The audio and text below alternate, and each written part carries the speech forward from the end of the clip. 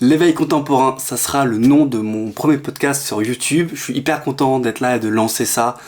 Ça fait vraiment très longtemps que ça trotte dans ma tête.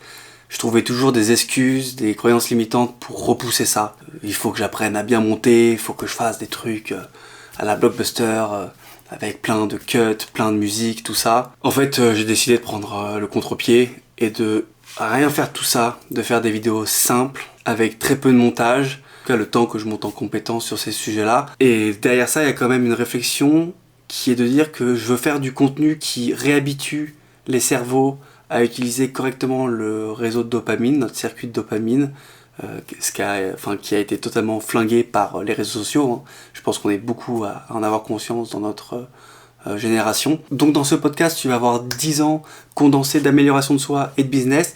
L'idée en fait, ça va être tout simplement de te donner des clés, des pistes de réflexion pour ta recherche. C'est-à-dire que je vais utiliser des mots, je vais parler de concepts qui ont pour but de te donner la puce à l'oreille si tu es dans ces domaines-là, que tu sois dans l'entrepreneuriat ou le salariat. Et donc je faisais aussi cette petite intro pour m'excuser un petit peu, même si j'ai pas à le faire, de la qualité du son derrière, parce que j'ai filmé dans un superbe décor sur une île, mais donc on entend le bruit des vagues et du vent. Donc avec le logiciel de montage, j'arrive à récupérer un peu ça, mais forcément on perd en qualité auditive. Donc voilà, je te prie de m'excuser d'ores et déjà pour ça. Et l'autre chose, c'est pour te prévenir que durant la vidéo, j'étais pas énervé, pas du tout. Tu vas voir que je fronce les sourcils, mais ça c'est à cause d'une croyance limitante. Je voulais pas mettre mes lunettes de soleil par peur que ça fasse kéké. Ce qui est bête, parce que ayant les yeux clairs, j'ai dû froncer les sourcils et ça fait et plisser les yeux, donc ça fait on a un peu l'impression que je suis énervé par moment. Pas du tout, j'étais en plein cœur de mes vacances, donc il n'y avait pas meilleur moment pour être décontracté et chill. L'objectif ici, c'est vraiment de partager à travers cette chaîne mon expérience et mon histoire. J'espère que ça va te plaire. Je te laisse avec la suite. Ciao. Bon, let's go. C'est mon dernier jour complet sur Rangiroa, donc Polynésie française. Et finalement, j'ai décidé de filmer que ma dernière journée et vous raconter ce que j'ai à vous raconter ce jour-ci pour avoir le temps de bien profiter de mes vacances et de la famille. Bon, l'idée c'est qu'on aille assez vite sur les 3 gros points sur lesquels je veux intervenir durant cette introduction pour mes vidéos YouTube. Disons que ça va être en gros les 3 très grosses thématiques que je vais aborder très souvent.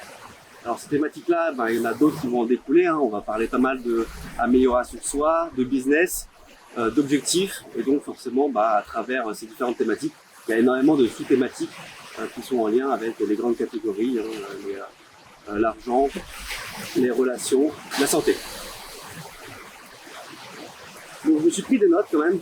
L'idée, ça va être d'aller assez vite et j'ai pas envie de me paumer dans ma pensée. Et pour cette première vidéo, il me semble important d'être assez laser. Voilà, aussi pour que vous puissiez voir quel genre de personne je suis, savoir si le contenu va vous intéresser et si c'est le cas, abonnez-vous. On va vivre une super aventure ensemble. En tout cas, moi, je suis sûr que cette aventure-là, elle va être géniale. Et les autres? Bon, le premier point que je vais aborder dans ce premier point, il va y avoir 5 étapes. C'est jouer comme un grand maître. Donc là, quand on parle de grand maître, c'est effectivement, si ça t'a évoqué les échecs, c'est bien l'idée. Faire en sorte de réaliser les 5 étapes qu'on va voir ensemble pour être capable de jouer au jeu de la vie correctement. En tout cas, à partir du moment où tu es une personne qui souhaite avancer dans l'entrepreneuriat et le business. Tu peux être salarié ou à ton compte, mais si tu veux jouer à haut niveau, et donc il n'y a pas de problème à jouer au jeu de manière normale, mais si tu veux venir jouer à haut niveau, il y a des règles et des préceptes à respecter pour être capable d'avancer et de monter vers le haut de la pyramide. Alors, bien que ce ne soit pas un objectif pour tout le monde, bien que ce ne soit pas ça qui apporte forcément la réussite ou le bonheur tel que toi tu vas le définir, c'est pas une obligation, mais c'est vraiment pour ceux qui souhaitent. Donc, j'ai noté, la première chose qu'il faut que tu sois capable de faire, c'est de clarifier qui tu es et de clarifier ce que tu veux. Pourquoi il faut être capable de faire ça? Il y a trop d'entrepreneurs et trop de personnes qui se perdent en route parce qu'elles n'ont pas défini, elles n'ont pas pris le temps de définir correctement quelle personne elles voulaient être. Je m'explique. Pendant toute mon enfance, j'ai eu beaucoup de relations à l'école, et même encore aujourd'hui, qui ne savaient pas ce qu'elles voulaient faire et qui ne savent pas toujours ce qu'ils veulent réellement faire. Et je me rappelle à l'époque, donc on était déjà au collège, moi je savais déjà très bien ce que j'allais faire, en tout cas les premières étapes, mes premiers coups, même si je le voyais pas comme ça à l'époque, j'avais pas cette prise de recul, très loin de là, mais je savais déjà par où j'allais attaquer les choses.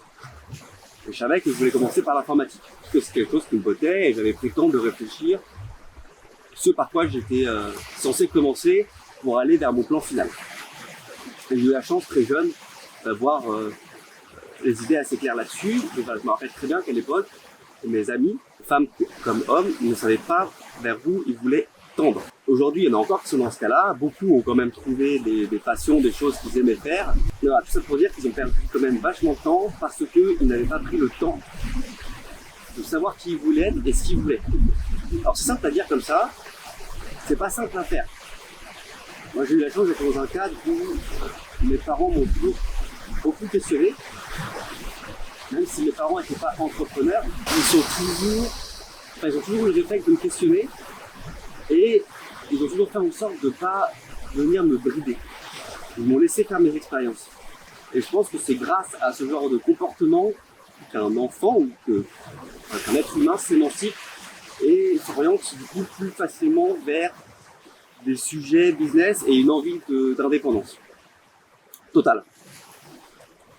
Donc la première chose c'est qui tu veux être, mais sincèrement, quel genre de personne tu veux devenir, te projeter sur ta version future et ce que tu veux en termes de compétences. Ce qu'on veut c'est pas juste le bonheur ou la réussite, une belle voiture, une belle maison, c'est qu'est-ce que tu veux dans la vie, qui tu veux devenir, enfin la personne que tu veux devenir, quelles compétences elle a, qu'est-ce qu'elle est capable de faire, qu'est-ce qu'elle est capable de dire, qu'est-ce qu'elle est capable de créer. C'est cette personne-là que tu arrives à définir et en fonction de cette définition-là, tu vas tendre vers ce point numéro 1 qui est que tu auras clarifié qui tu es maintenant et et ce que tu veux vraiment dans la vie. Ensuite, le point numéro 2, ça va être affine ta stratégie business. C'est dans cette partie-là qu'il va falloir que tu sois capable d'avoir à minima 5 coups d'avance. Je pense que tu es bien passé pour savoir, même si tu n'es pas un joueur d'échecs, les joueurs d'échecs ne jouent jamais coup par coup. Ils jouent toujours avec 12, 15, 20 coups pour les meilleurs d'avance. Et c'est ce vers quoi il faut tendre. Un coup, c'est pas suffisant. Tu vas te faire rattraper par des conséquences que tu n'auras pas vu venir et ça va venir te mettre des bâtons dans les roues. À minima, dans le business, si tu veux être plus fort et en avance par rapport à ton marché, à tes concurrents, il va falloir que tu ailles chercher 5 coups d'avance. 5 coups d'avance, ça demande un peu d'entraînement, mais c'est pas compliqué. C'est être capable d'aller chercher une première idée, d'imaginer la conséquence, à partir de cette conséquence-là, aller chercher une deuxième idée, imaginer la conséquence, et essayer peut-être de grossir un peu l'arbre pour avoir un peu plus de choix, mais c'est voilà, aller chercher 5 coups. Donc, ça prend du temps un peu à la réflexion, mais 5 coups, c'est pas compliqué. Et là où vous allez être très vite vous allez sortir du lot, c'est qu'en fait, très peu de personnes vont à plus de 2 coups, 2-3 coups. En allant à 5, vous allez être capable de vraiment anticiper des choses, alors que c'est pas énorme, enfin, c'est pas plus compliqué que d'aller chercher plus de coups. On reparlera de ce genre de sujet dans d'autres vidéos. Là, je ne peux pas rentrer dans le détail parce que je pense que tu te doutes que c'est quand même, ça va prendre une vidéo entière de traiter de ce sujet-là, mais elle va exister. Moi, j'ai très envie de la faire parce que c'est quelque chose qui m'a toujours fasciné. C'est quelque chose que je fais assez naturellement depuis que je suis jeune. Alors, je n'allais pas plus loin que 2-3 coups. Et maintenant, j'aime bien aller chercher des rebonds un peu plus lointains dans mes manières de faire dans le business. Donc, affiner ta stratégie, c'est aller chercher plus loin, sur plus de coups, ce qui va bien pouvoir se passer de manière très locale, micro à ton business, ou de manière beaucoup plus macro, donc aller chercher des rebonds et des coups d'avance sur ton marché. En 3, ça va être de construire la bonne équipe et le bon système. Alors ça aussi, ça va valoir très clairement une vidéo. Parce que pour le coup, de savoir bien s'entourer, que ce soit dans le business ou personnellement, c'est quelque chose de très important. On n'a qu'une vie ici, et si on a un bon réseau et un bon entourage, on peut être propulsé très très vite et avoir beaucoup d'opportunités. À l'inverse, on peut très vite aller en enfer. Enfer mental, hein, les choses se passent mal, où on n'est pas bien, on n'arrive pas à s'émanciper, on n'arrive pas à évoluer. Et donc construire la bonne équipe, qu'elle soit professionnelle ou personnelle, c'est très important. Là on parle plutôt du professionnel, bien entendu, donc on va parler du réseau. Mais il faut être capable, du coup, pour créer la bonne équipe, de très rapidement se faire un réseau sur le marché dans lequel vous êtes. Et ça passe par être présent à des masterclass, à des séminaires sur votre marché à vous. C'est-à-dire, vous faites de l'e-commerce, il faut être capable d'aller faire des masterclass d'e-commerce. Vous faites du marketing digital, faites des masterclass de marketing digital. Allez à des séminaires. Pourquoi ? Parce que en 3 jours de séminaire, vous allez apprendre beaucoup plus qu'en un an de marketing digital en parcours académique, typiquement. Et en plus de ça, vous allez faire du réseau. C'est-à-dire que il faut y aller, il faut essayer de mettre sa timidité de côté quand on est un peu timide, mais ça va être d'aller parler aux gens, de se connecter avec eux sur LinkedIn, Instagram. C'est de créer des liens, de créer du lien pendant le séminaire. Et voir s'il y a des synergies qui peuvent se faire. Et en faisant ça, du coup, vous allez développer votre réseau très rapidement. Vous allez forcément avoir des relations qui vont se créer et où vous allez être à l'aise avec des personnes parce que vos valeurs vont coller, parce que vos manières de penser vont coller.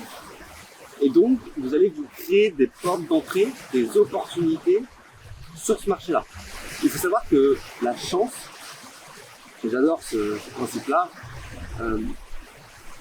toutes les personnes qui vont vous dire dans la vie vous avez de la chance, vous avez de la chance, normalement, si vous avez suffisamment travaillé, vous savez que la chance, c'est juste la rencontre de la préparation que vous avez eue sur un sujet précis avec les opportunités. En fait, le cercle de la préparation, le cercle des opportunités et la zone qui se croise de ces deux cercles, c'est la chance. Et du coup, plus tu vas agrandir ta zone de préparation et plus tu vas agrandir ta zone d'opportunité, plus tu vas avoir une zone de chance qui va s'agrandir. Et ça, c'est purement mathématique. Et donc, moi, ce que je conseille sur construire la bonne équipe, c'est se préparer en termes de réseau, un maximum, créer un réseau. Et à côté, en créant ce réseau, vous allez rencontrer des gens qui vont vous apporter des opportunités. Et donc, c'est là que cette zone de chance va se créer, c'est que vous allez avoir préparé vos... Bon, je parle pas des compétences en amont, hein. Ça vous les avez forcément préparées, vous n'allez pas faire du business ou de l'entrepreneuriat si vous n'avez pas de compétences. Si vous n'avez pas de compétences, développez les compétences. Ne vous lancez pas sans compétences. Aussi petite soit-elle, c'est pas un problème. On peut avoir une compétence très niche, pas forcément encore expertisée, mais il faut qu'elle soit là, la compétence. On ne se lance pas comme ça, au doigt mouillé. C'est la meilleure manière de se tromper, et ça va totalement à l'encontre de ce que je suis en train de raconter là. C'est clarifier qui on est et ce qu'on veut. Ça, c'est vraiment la préparation, la partie compétence. Bon. Et le bon système, c'est quels sont les outils que je vais utiliser pour créer tout cet écosystème business.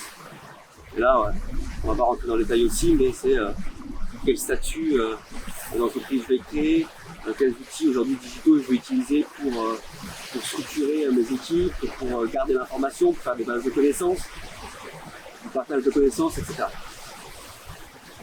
En 4, il y a la maîtrise de ton image et de ton influence. Ça, je pense que ça parle ce point-là parle de lui-même. C'est comment tu vas te présenter aux autres, comment tu vas parler, montrer ton image, quel genre de personne tu vas vouloir montrer. Donc ça, encore une fois, ça va découler de qui tu es et qui tu veux être. C'est ce que tu vas du coup en général montrer aux gens, même si on peut avoir de temps en temps des masques en fonction des situations, mais en général, on montre quand même vachement qui on est de manière sincère. Donc c'est créer une influence et la maîtriser. Pourquoi ? Parce que quand, dans notre monde actuel, quand on porte un business, quand on porte un projet, on est très rapidement mis en avant. Parce qu'il faut commencer à faire du contenu. Si on veut avoir une croissance organique un peu plus rapide, et surtout international. Donc ça, il faut le maîtriser. Il faut faire les bonnes apparitions au bon moment. Il faut traiter des sujets qui sont connexes aux nôtres pour pas paraître incohérent. Là, le but, c'est de rester cohérent. Et le cinquième, prendre des décisions au niveau CIO, donc au niveau président d'entreprise. Que tu sois salarié ou intrapreneur ou entrepreneur, je vais t'expliquer tout de suite la différence. Il faut prendre des décisions au niveau CIO, c'est-à-dire au niveau président d'entreprise, c'est-à-dire qu'il faut prendre des décisions qui vont être tranchées et où on va couper l'émotion. Donc avant, je reviens avec le terme intrapreneur et entrepreneur, qui sont deux choses différentes. L'intrapreneur, c'est pour des gens qui vont être en général des joueurs de haut niveau en entreprise. C'est-à-dire que c'est des gens qui vont très très bien gagner leur vie parce qu'ils se considèrent dès l'arrivée dans l'entreprise comme comme un cofondateur. Et donc ils vont prendre tellement au sérieux le business qu'ils vont être très proactifs. Bon, ils vont faire leur mission, mais à côté de ça, ils vont proposer des choses, ils vont aller plus loin. Et surtout, ils vont aller chercher une part du gâteau. C'est-à-dire que très rapidement, ces gens-là vont aller négocier avec le C-level, donc la direction de l'entreprise, pour obtenir des parts. Ou être plus rémunéré, enfin en tout cas, avoir une compensation, que ce soit des titres, des BSPCE, etc. Là, tous ces termes-là, on y reviendra dans des contenus un peu plus business. Et donc tout ça veut dire, prendre des décisions au niveau CIO, c'est que déjà, tu anticipes, donc les 5 coups d'avance dont on parlait dans le point numéro 2, quand tu as fini ta stratégie, et surtout tu coupes totalement enfin en tout cas totalement, c'est un peu compliqué parce qu'on est des êtres émotionnels, mais il faut couper un maximum les émotions de ta prise de décision. Pourquoi? Parce que les émotions vont juste te faire foirer ta prise de décision. Parce que j'ai rarement vu des gens capables de prendre juste sur le coup d'émotion une décision qui s'avère plus tard bonne. Ça arrive, mais c'est très rare et il ne faut pas compter dessus. Donc il faut être pragmatique. Il y a un choix qui arrive, A, B, C. Il faut se poser et prendre le temps de la réflexion avant de prendre la décision et couper les émotions. Il ne faut pas aller vers une décision parce qu'on trouve ça plus sexy. Il faut aller vers une décision parce que ça va apporter quelque chose dans le futur, avec ces fameux 5 coups d'avance. Une fois que ça s'est fait, vous jouez la vie comme un maître, que vous soyez salarié ou entrepreneur. Donc intrapreneur si vous voulez être un entrepreneur en tant que salarié, ou entrepreneur si tu veux être totalement à ton compte. Voilà, ça c'est le point numéro 1 duquel je voulais, les 5 premiers points dont je voulais parler avec toi, qui est pour moi la manière la plus efficace de jouer au jeu de la vie, en tout cas quand on est européen et qu'on a eu un cadre de vie qui nous a permis d'avoir des objectifs, parce que je sais que c'est pas le cas de tout le monde qui se fait connaître, et je remercie le ciel, je suis très chanceux d'être là où je suis, à ma place. Donc voilà, j'en ai profité pour avoir des objectifs de vie très précis et faire en sorte de remercier la chance que j'avais en faisant les choses correctement et en travaillant, pas en me laissant la vie douce non plus. Donc si toi tu es dans le même cas, si tu veux jouer la vie comme un maître, il faut attaquer ces 5 points-là, y réfléchir et passer à l'action tout de suite. Et ça, on verra ça juste après. Le deuxième sujet duquel je veux qu'on parle, c'est le triptyque du dev perso. Donc de l'amélioration de soi en général, du développement personnel, qui est un sujet de plus en plus à la mode. Quoique bien controversé aussi par beaucoup. On a beaucoup de gens, les détracteurs des gens qui font du développement personnel en général, c'est des gens qui vont dire voilà, développement personnel, c'est un truc de gourou, c'est un truc de baba cool, de mec de secte, mec bizarre. Bon, la réalité quand même, c'est que le dev perso, t'en fais quoi qu'il arrive, de manière consciente ou inconsciente. En plus, ce qui est intéressant, c'est qu'à partir de ce moment-là, quand tu sais ça, c'est d'essayer de te mettre à faire du développement personnel, de l'amélioration de soi de manière consciente pour aller plus vite et plus loin, et surtout pour en tirer des leçons. Et donc là, ce que je veux te transmettre, c'est le triptyque du développement personnel, donc la manière dont moi je le transmets, du coup qui est la conscience, le corps et l'esprit. Donc dans la conscience, tu vas avoir notamment 3 gros points. Tu vas avoir la méditation. Donc, la méditation, c'est prendre du temps pour toi. Il y a 2 types de respiration, 2 types de méditation. Il y a de la méditation pour la respiration. Donc tu vas te concentrer sur ta respiration pour te recentrer, pour te calmer.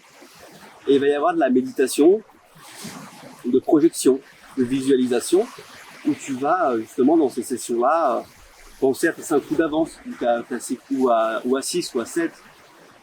Tu vas te visualiser réussir un pitch, tu vas te visualiser t'entraîner mentalement à une présentation. Ça, c'est des types de méditation, mais qui vont être du coup de la méditation de visualisation pour te permettre de te préparer, à la préparation à des événements futurs.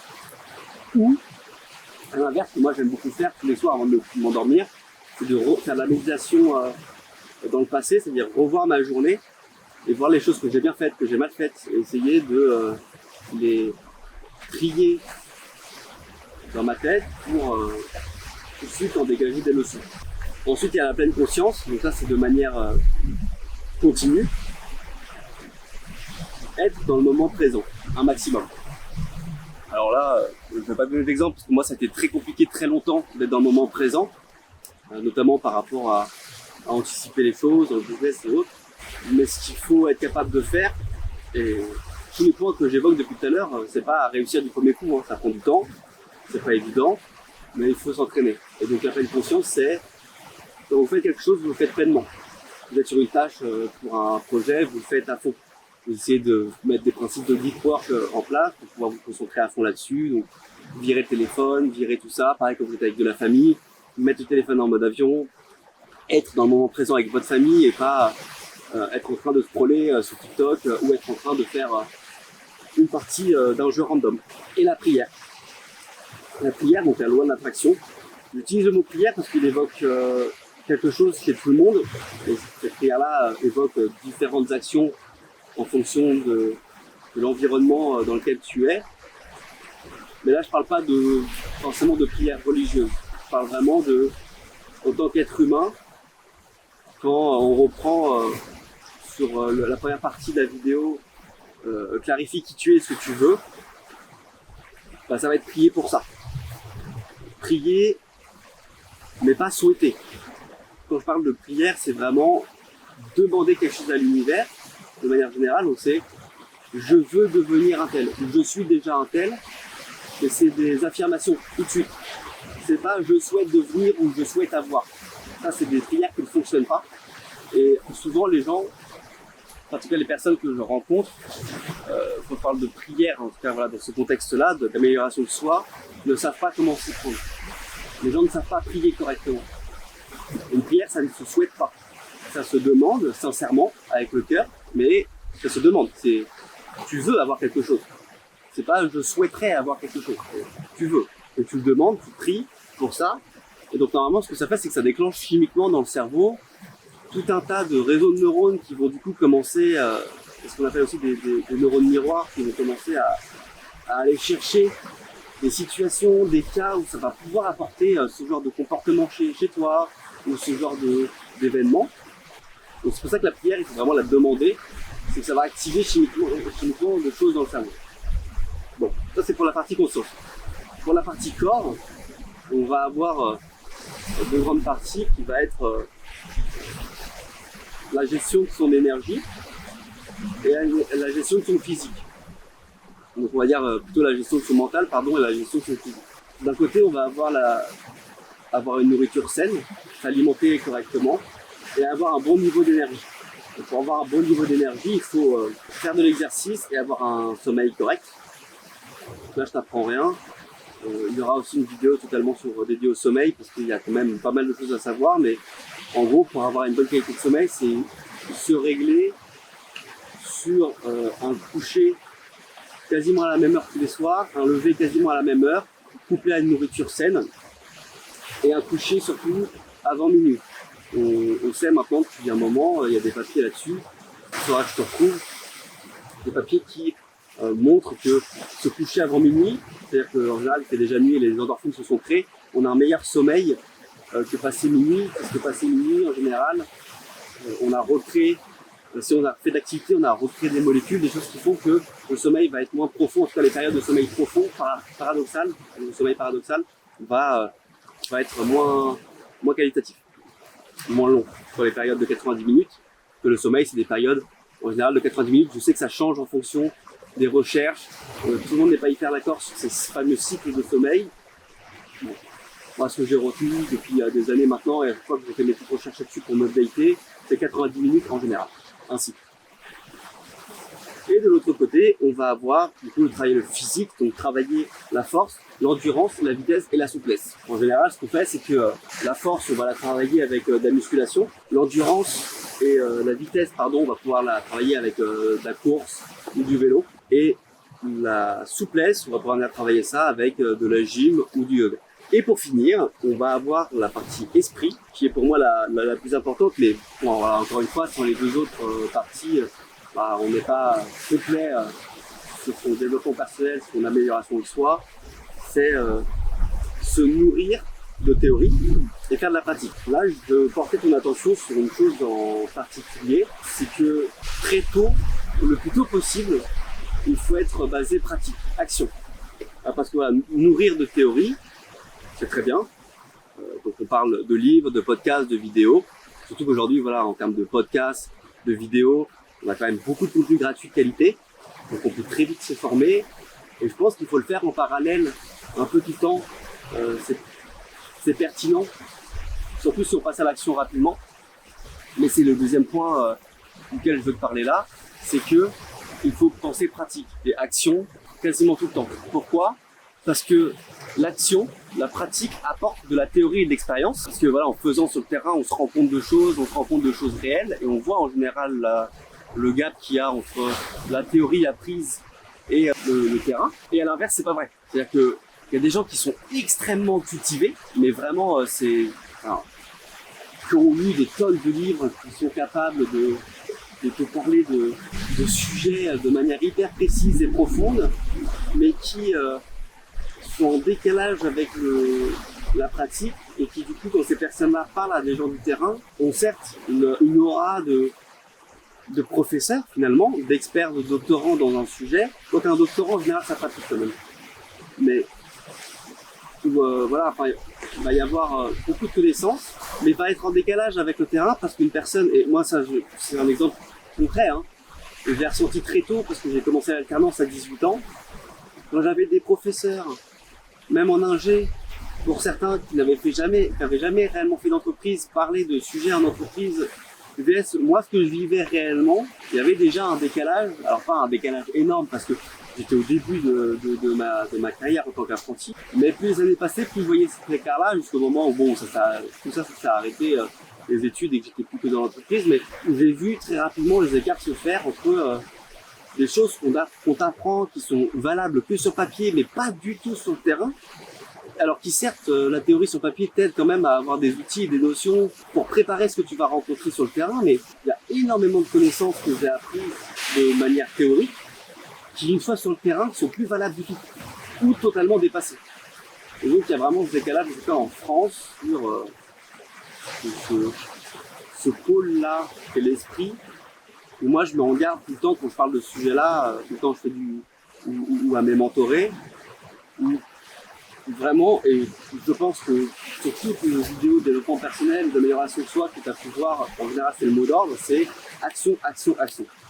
T'attends pas d'être prêt, tu passes à l'action.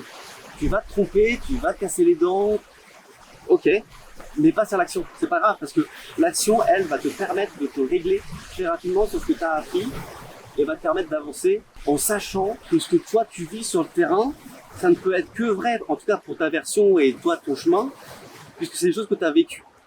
Donc est-ce que ça va être vrai tout au long de ta vie ? Non, parce qu'il y a des expériences que tu vas revivre et que tu vas vivre de manière différente justement, mais ça va être une vérité pour toi à un moment. Et donc c'est ce qui va te permettre de résoudre des problèmes ou des cas particuliers sur un marché, sur un business, c'est en faisant et te cassant les dents. Ça c'est un truc que j'aime beaucoup dire, c'est échoue un maximum pour réussir. En fait, basiquement, quelqu'un qui a du succès ou qui réussit, c'est juste un perdant qui s'est relevé une dernière fois. une énième fois avant d'avoir cette fameuse réussite. Donc plus tu vas échouer, plus tu vas être proche de la réussite et du succès. Et moi, ce que je trouve fascinant, c'est que plus tu as d'échecs dans ton parcours, plus ta réussite va être durable et valable. Parce que tu vas avoir vu tellement de cas que quand tu vas avoir ta réussite, tu seras tellement blindé, tellement cuirassé que tu vas savoir quoi faire de cette réussite-là et tu vas savoir la faire durer dans le temps. Ceux qui ont eu des réussites très rapides, et ça, je pense que tout le monde a vu ça, hein. Les gens qui réussissent très très vite, et tu te dis putain la chance, comment il a fait cette fameuse chance, préparation, opportunité que toi tu vois pas forcément en tant qu'humain, mais même si cette chose-là tu la vois pas, mais que la réussite est quand même vachement rapide, très souvent c'est que derrière la personne, comme elle cherche bien cette réussite-là, que ce soit en termes financiers ou même émotionnellement, et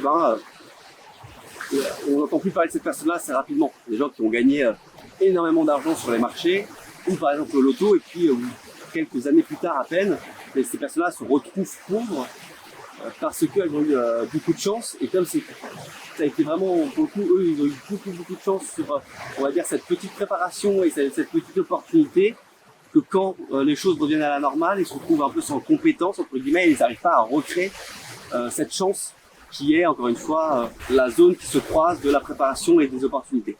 Donc plus tu as des compétences, plus tu te prépares, plus tu te crées d'opportunités, plus tu as de la chance, mais ce cercle-là, il peut être aussi tout petit. La chance peut quand même arriver, mais elle est mal gérée dans le temps si elle arrive trop tôt, chez certaines personnes en tout cas. Je ne dis pas que c'est valable pour tout le monde, faire des généralités c'est jamais bon. Donc ça c'était la partie 2 de cette vidéo, sur le triptyque du développement personnel. Il y a un dernier triptyque qui va être beaucoup plus rapide, mais qui est là pour moi un peu ma spécialisation sur la partie amélioration de soi et business, que j'adore, que je trouve hyper fascinante, parce que à mes yeux c'est le pilier d'une vie bien faite, bien vécue, appréciée, réussie et remplie de bonheur. Parce qu'encore une fois, le bonheur ça se choisit, ça ne s'acquiert pas. Il y en a qui sont très heureux et plein de bonheur en vivant sur une île avec des cocotiers, des noix de coco et la mer.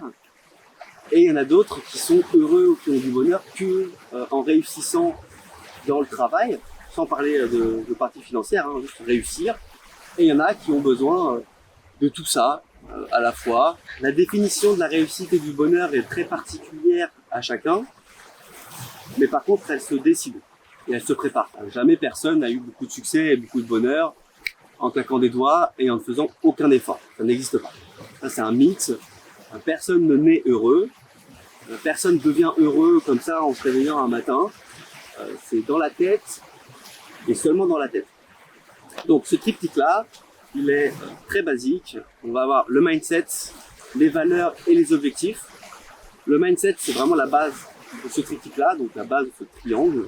Et donc ce dont je viens de parler, le triptyque du développement personnel, c'est finalement ce qui vient remplir la définition du mot mindset de ce second triptyque, qui est mindset, valeurs, objectifs. Donc le mindset, une fois qu'il est bien posé, bien défini, et qu'on le travaille quotidiennement, donc ce fameux conscience, esprit, corps, esprit, on a un mindset qui est solide, et donc on peut commencer à construire quelque chose de plus sérieux en allant chercher ses valeurs et ses objectifs. Alors c'est là que ça devient super intéressant. Les valeurs, il faut savoir que ça se définit entre 0 et 7 ans. Après, elles peuvent changer, elles peuvent évoluer, elles peuvent se prioriser, se déprioriser en fonction des moments de la vie. Mais les valeurs se créent en général entre 0 et 7 ans, donc ça dépend beaucoup de son environnement, de ses parents, du contexte dans lequel tu as grandi. Et donc en général, un être humain, il a à minima 3, 4, 5 valeurs et ça peut aller jusqu'à 15. Et donc, ces valeurs-là, comment on va aller les chercher, basiquement? Il y a deux méthodes. Hein. J'ai créé d'ailleurs une méthode là-dedans, qui est la méthode CVAP, pour aller chercher les valeurs, et qui est un exercice qui peut être reproduit tous les ans, donc c'est étape par étape, qui est à disposition. Je mettrai ça en description, ou qui est disponible quand vous rentrez en mentorat avec moi directement. Et donc, il y a cette méthode-là qui est en étape par étape, sur papier, voilà, avec des temps de réflexion. et où la méthode vraiment très très simple que je donne en général, voilà, comme ça, sur les réseaux, aux gens à qui je transmets cette information-là, est très simple, qui va être de se poser des questions assez basiques du style à quel moment je me suis senti épanoui, à quel moment je me suis senti hors du temps, quand est-ce que j'ai eu l'impression d'être comblé. On a plein de petites questions comme ça, où l'idée ça va être d'aller chercher des souvenirs assez précis entre vos 0 et 7 ans. Donc en général plutôt entre 3 et 7, parce que c'est vers 3 ans qu'on a nos premiers souvenirs. Mais ça peut être plus tard aussi. Moi je recommande à cette période-là parce que c'est en général là où déjà ça redébloque des souvenirs qui peuvent être assez intéressants pour se comprendre dans le futur. Et surtout parce que c'est là où les valeurs sont vraiment elles s'ancrent de manière assez profonde, à ces âges-là. Ça peut être un souvenir de la quinzaine, de la vingtaine, de la trentaine, peu importe. Hein. Mais en tout cas, il faut que les sentiments qui sont associés à ces souvenirs-là soient assez puissants. Et du coup, pour finir, on va chercher une expérience basée sur les questions. Et ensuite, une fois qu'on a cette expérience-là qui se révise, donc je sais pas, c'est un moment où vous étiez en train de faire du vélo ou un sport à haut niveau, ou alors vous étiez en train de finaliser un projet et de le présenter à l'oral, on va prendre tous ces moments-là et on va chercher les valeurs qu'il y a à l'intérieur. Si c'est une valeur de travail, une valeur d'argent, une valeur de justice, une valeur d'apprentissage, une valeur de cohésion, une valeur de travail en équipe, et on va mettre ça sur papier. Si tu as du mal à trouver tes valeurs, ce que j'aime bien conseiller, c'est de chercher ces anti-valeurs. Donc là, pareil, les anti-valeurs, c'est un peu bête et méchant, mais c'est aller chercher un peu les moments, des expériences un peu plus désagréables, qui ont été vraiment fortes aussi, les noter, et aller chercher la valeur, l'anti-valeur, la valeur de ce moment désagréable. Donc ça peut être un sentiment d'injustice par exemple, et du coup une fois que vous avez cette valeur-là, vous allez chercher l'anti-valeur, donc l'opposé. Pour l'injustice par exemple, ça va être la justice. Donc vous savez que vous avez une forte valeur de justice, parce que ce sentiment-là était très fort, mais à l'opposé. Et une fois que vous avez ces valeurs-là, vous les priorisez, vous allez chercher la valeur qui est la plus forte pour vous. Donc en général, c'est la valeur où vous avez le plus de souvenirs associés. Elle devient la priorité, votre valeur numéro 1, et donc c'est cette valeur-là qui va le plus vous driver. La réalité du coup, c'est que ces valeurs vont changer dans le temps, en tout cas en termes de priorité, pas vraiment en termes de profondeur. Tes valeurs intrinsèquement, elles vont pas réellement changer. Mais par contre, la priorité peut changer en fonction de l'âge. Voilà, en général, quand on est très jeune, moi c'est l'exemple que j'aime bien prendre, c'est on est très axé valeur, argent. Et un peu plus tard, en général, passé 30 ans, quand on commence à avoir une famille, nos valeurs s'orientent beaucoup plus famille. Donc tu priorises et finalement, ce qu'il faut faire, c'est garder les 3 plus grosses valeurs. Et donc c'est avec ces 3 grosses valeurs, en général, qu'on travaille sur la partie objectif. Donc, pour la partie objectif, pareil, la méthode bête et méchante, c'est de prendre du temps, de se mettre dans une salle sans téléphone, sans distraction, de prendre un papier et de réfléchir à ce qu'on veut dans le futur, quels sont nos objectifs maintenant, et de les prioriser. Et pour la priorisation, ce que je recommande, c'est de se poser une unique question. Ce qui va venir créer ta priorité numéro 1, c'est si là tout de suite je devais si je pouvais réaliser un objectif complètement, lequel changerait le plus ma vie. Une fois que tu as défini l'objectif qui répondait le mieux à cette question-là, ça devient ta priorité numéro 1 et c'est là-dessus qu'il faut que tu travailles le plus. Et ça semble assez logique. Après, pour définir plus en profondeur tes objectifs et augmenter tes chances de réussite, moi j'ai créé encore une fois une méthodologie, une méthode qui s'appelle la méthode RDO, qui va te permettre de définir étape par étape tes objectifs et qui va te permettre d'aller très loin dans la définition, et donc qui va augmenter quasiment de 100% tes chances de réussite. Voilà, à savoir que l'exercice, il se décompose en 2. Il y a RDO simple, qui est très très simple à définir, c'est un peu ce que je viens de te dire à l'oral là, et la RDO avancée qui va être très approfondie dans la recherche, des blocages dans la recherche des manières de réaliser l'objectif, qui va te permettre d'aller beaucoup plus loin et de potentiellement d'innover sur ton marché, mais qui est beaucoup plus longue à mettre en place forcément, qui demande plus d'efforts. Donc ça c'est la méthode RDO, qui est aussi disponible via le mentorat ou directement en ligne, et je mettrai le lien dans la description, de la même manière que pour la méthode CVA. Et Et donc ce qu'il faut là, je pense, qui est très important à retenir et qui est un peu le plus compliqué, c'est de réussir à aligner objectifs et valeurs. Pourquoi? Parce qu'un entrepreneur qui ne fait pas ça, et pour l'avoir fait, j'en parle en connaissance de cause, tu t'essouffles. Et en fait, même si tu es très motivé, très discipliné, il va arriver un moment où tu vas avoir tellement eu d'embûches, ça aura été tellement compliqué que tu vas finir par laisser tomber l'objectif. Alors encore une fois, c'est pas le cas tout le temps, c'est pas tout le temps vrai, mais c'est très souvent ce que moi je peux observer. Et donc là où ça devient vraiment très puissant et où en fait tu deviens inarrêtable dans le temps, c'est que tu prends tes 3 valeurs les plus fortes et si tu les retrouves dans tes plus gros objectifs, tu peux te prendre toutes les claques du monde, tous les échecs du monde, toutes les embûches du monde, tu vas finir par réussir ton objectif parce que c'est intrinsèquement lié avec ce que tu es réellement à l'intérieur. Donc il n'y a plus aucune raison de te rater. Et c'est là où c'est très fort. En faisant juste cet exercice simple, tu peux sortir du lot à une vitesse absolument fulgurante parce que c'est ce que moi j'appelle la zone de génie.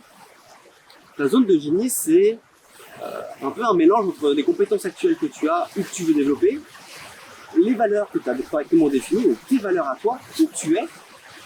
Et donc ce super fameux point, ce point très important de la première partie de la vidéo, et les objectifs que tu veux remplir. Si tout ça s'est aligné, il n'y a plus rien qui... Enfin, je me répète un petit peu, mais il n'y a plus aucun cas où tu vas te retrouver totalement au sol et où tu vas pas pouvoir te relever. En fait, tu vas devenir... ça va te rendre discipliné de nature parce que tu n'auras plus l'impression de travailler du tout. Tu seras vraiment dans une zone de génie, justement, avec la capacité de faire face à ce qui va t'arriver. Moi, je trouve ça hyper intéressant, du coup, d'être capable d'aligner les deux. Donc, l'exercice, pour le coup, est assez simple. Hein. Là, il n'y a pas de méthode. Papier, stylo, tu reprends tes valeurs, tu reprends tes objectifs. Tu regardes où est-ce que tes valeurs rentrent. Le mieux, c'est que ça soit directement corrélé à l'objectif. Si jamais tu ne trouves pas directement ta valeur dans l'objectif, on va réfléchir aux situations de ton objectif, donc aux étapes.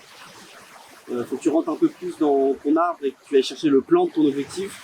Et si dans le plan, tu as des étapes qui rentrent dans tes valeurs, c'est ok. Et donc tu vas remplir de manière assez facile tes objectifs. Dernier point que je vais aborder ici, ça va être la longueur de tes objectifs. Court, moyen, long terme. C'est hyper important de redéfinir tous les ans tes objectifs de l'année. Ça, c'est indéniable. Après, si tu es quelqu'un qui veut vraiment sous-découper, qui peut découper en trimestres, et moi, pour le coup, je trouve pas ça utile. Ça te rajoute du travail pour pas grand-chose. Une année, ça passe très très vite déjà. Alors quand on parle de trimestre, n'en parlons pas. Par contre, ce qui est important, c'est de bien définir la priorité. Comme ça, tu te focuses d'abord sur les objectifs les plus prioritaires de l'année, tu les abats, et une fois que tu as abattu le 1, le 2, le 3, le 4, tu descends vers, on va dire, en général, tu as entre 8 et 15 objectifs grand maximum, et les derniers objectifs, ce sont des choses assez simples, parce que tu vas te démoraliser à pas être capable de tout remplir. Si jamais tu remplis que l'objectif 1 et 2, et que tu en as 15 autres derrière, tu vas dire, mince, j'ai pas réussi mon année, alors que l'objectif 1 et 2, c'était les plus gros, c'est les plus importants, tu vas quand même avoir un sentiment d'échec. Donc, tes 2 ou 3 premiers objectifs, faut effectivement qu'ils soient gros, un peu costauds, qui t'apportent beaucoup de choses. Et derrière, en fonction de ton expérience, règle le nombre d'objectifs. Donc, au début, ce que je conseille, c'est 10 grand maximum, et il faut que les 5 derniers soient assez light. Et après, tu peux augmenter en fonction. Mais ne pas trop se disperser, c'est important. Essayer de centraliser les objectifs pour avoir un sentiment de réussite et entraîner ton cerveau à ce sentiment-là et à ce travail-là, c'est important. Et avec le temps, avec l'expérience, tu pourras augmenter petit à petit cette dose d'objectifs. Désolé, j'ai le soleil qui commence à arriver dans la tête là, il est en train de tourner. Ça va être la fin parce que la caméra va être au soleil. J'espère que la vidéo t'aura plu. Si tu penses que je vais être une personne qui va t'apprendre des choses et qui va t'intéresser de par l'expérience que je vais pouvoir venir mettre en vidéo, sur l'amélioration de soi et le business de manière générale, n'hésite pas à t'abonner. Je pense que ça va être une super aventure et j'ai hâte de la vivre avec vous. J'en profite pour le mettre à la fin de cette vidéo là. J'en profite pour te dire ici, jusqu'à mes 10 000 abonnés, tous les 500 abonnés, j'offrirai un mois d'accompagnement gratuit en tirage au sort. Donc ça sera toujours via mon Instagram, que tu vas retrouver aussi dans la description. Mais voilà. Sur chaque plateforme, sur toute plateforme confondue, tous les 500 abonnés, je vais faire tirer, je tirerai au sort un de mes abonnés pour un mois d'accompagnement sur les sujets que je traite. Voilà, donc amélioration de soi et business. Voilà. Bah écoute, bienvenue à bord si tu montes dans le train. J'ai hâte qu'on évolue et qu'on grandisse ensemble. Et puis sinon, je te souhaite une bonne continuation, bon chemin, belle aventure. Et oublie pas d'être orienté action un maximum. Il y a que comme ça que tu arriveras à sortir du lot in fine, peu importe le temps que ça te prendra. Si tu fais un peu ce que je viens de dire dans cette vidéo-là, les 3 grandes parties, et que tu travailles sérieusement, tôt ou tard tu auras du succès et de la réussite. Seul le temps te le dira. Et la meilleure carte à jouer dans ce cas-là, c'est la patience et le temps justement. Bien te préparer, aller chercher des opportunités pour provoquer la chance et tout se passera très bien pour toi. Sur ce, je te dis très bonne journée, prends soin de toi et reste concentré. Ciao.